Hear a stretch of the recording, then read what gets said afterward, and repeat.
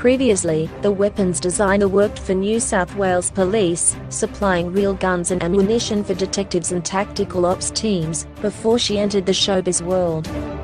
And on Game of Thrones, Natalia was the brains behind the magnificent Heartsbane sword, the concealed dagger sand snake bracelet, Euron Greyjoy's axe, as well as catapults and cannons.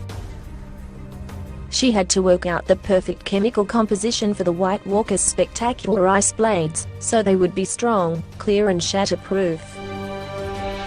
The 35-year-old marveled at how the actors put up with the extreme cold of a glacier, or scaled fortresses wielding heavy weapons, but says one actor stood out for his swordplay ability.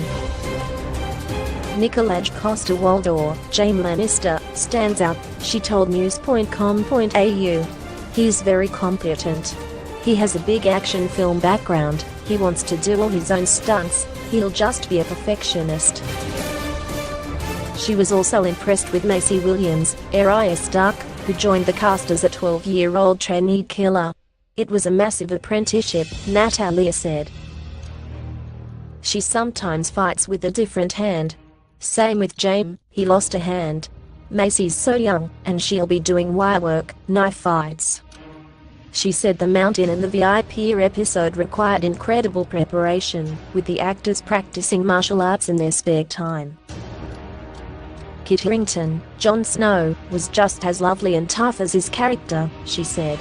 Kit was one of the top guys there, he's so nice, she said. We'd be in Iceland, balaclavaed up and the actors had to have their faces exposed. I don't know how they even said the words. He would still thank you every time.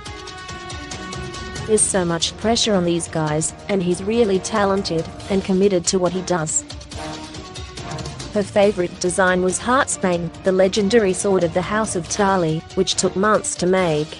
Natalia tries to incorporate references for fans, so the sword has mirrored arches in the crossguard, the fletching of an arrow feather at the top, references to biblical paintings and animals being aimed by other houses.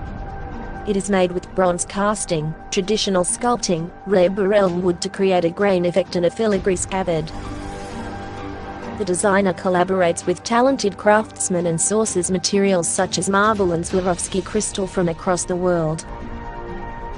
The weapons can do real damage, so safety is stringent, according to Natalia. The team typically created soft versions, so a hammer can bounce off someone's head.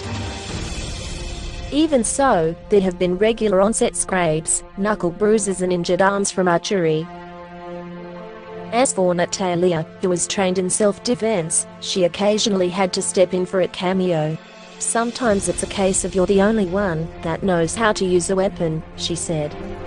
They threw me into this risque body armor with nipples, and I had to get the whip out. It had a heavy, bronze, carved handle and I have a stronger hand. They made me play a character the first year, it was freezing, this flat-chested Amazonian warrior that cuts ears off, with black teeth. My mum was like, really, that's what you're going to be known for? The Aussie has created Viking, prehistoric and medieval weapons over 8 years with the show, and says she's now ready to go back to the modern world, but hopes her weapons will leave a legacy behind. I'd love to see one day in Sotheby's, she said. They'll probably do massive auctions one day for charity. You can imagine with the labor cost of wages, sourcing materials, some items can get very pricey, if you're working for months and months on a custom piece. You meet people who know so much about a sword's history. They are very famous,